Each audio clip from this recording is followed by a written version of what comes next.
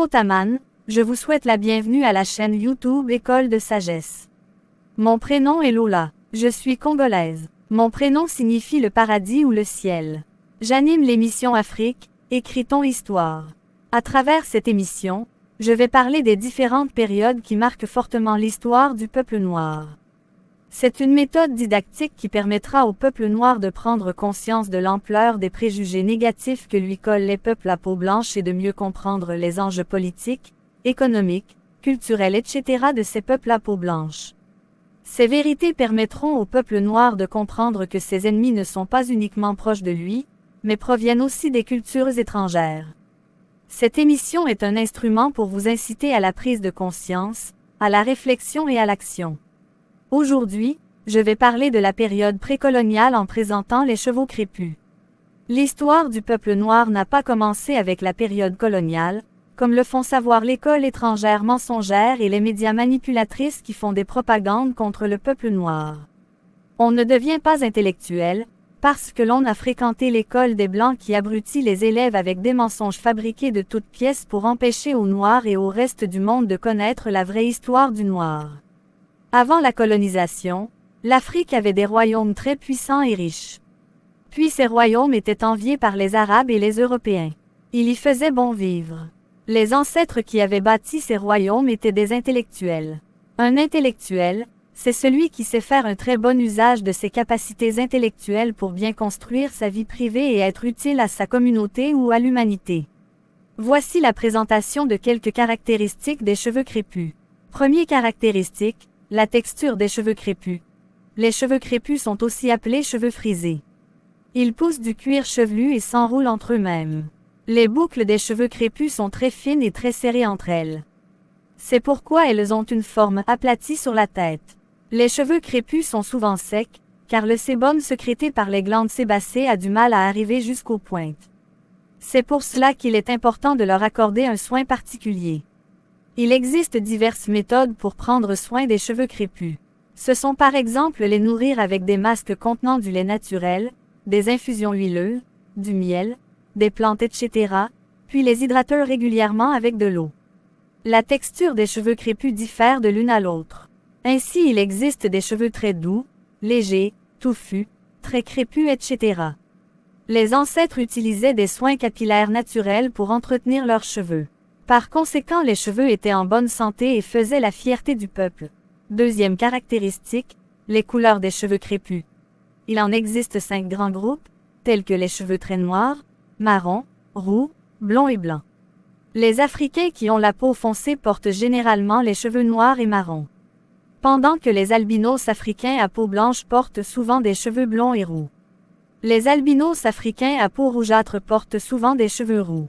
Généralement, c'est à la vieillesse que les Africains portent des cheveux blancs comme un tissu blanc. Il existe des exceptions d'Africains ayant la peau foncée qui portent au jeune âge des cheveux blancs ou gris, c'est-à-dire un mélange de cheveux blancs et noirs. Parmi d'autres groupes d'exceptions d'Africains ayant la peau foncée, ceux-ci portent des cheveux blonds. Les ancêtres se teintaient les cheveux avec des matériaux naturels comme par exemple, des plantes, des fruits, etc. Troisième caractéristique, les tresses avec les cheveux crépus. Les tresses représentent une autre méthode de protection de cheveux crépus. Les tresses sont des opportunités au cours desquelles la coiffeuse, ou le coiffeur exprime ses talents artistiques. Les matériels pour réaliser des tresses sont multiples. Les cheveux eux-mêmes, de la laine de coton, des fibres végétaux, etc. Les tresses avaient de diverses significations selon les groupes ethniques, le statut social, le statut matrimonial, l'âge, certaines circonstances, etc. Grâce à leur texture de coton, ces cheveux sont faciles à tresser. Les tresses qui ne sont pas trop serrées favorisent la pousse des cheveux. Les ancêtres portaient aussi des perruques qu'ils fabriquaient avec de différents matériaux. Ces perruques étaient ornées de tresses, etc. et n'avaient aucun rapport avec les perruques ressemblant à la texture des cheveux des peuples à peau blanche. En plus des perruques, les ancêtres portaient aussi des foulards, des chapeaux, etc. Avant la colonisation, les Africains portaient avec fierté leurs chevelures crépues. Ils étaient conscients que leurs cheveux étaient une marque de leur identité culturelle. Les diverses tresses soulignaient aussi la beauté de ceux qui les portaient. Leçon à tirer. Ces connaissances sont très indispensables pour le peuple noir, dans le but où elle l'aide à décolonialiser ses mentalités. Pendant les périodes de colonisation et d'impérialisme contre le peuple noir, des peuples à peau blanche ont développé des propagandes contre le noir dans le but d'abrutir le monde entier. D'une part, ces propagandes contre les cheveux crépus du noir maintiennent le peuple noir dans le complexe d'infériorité.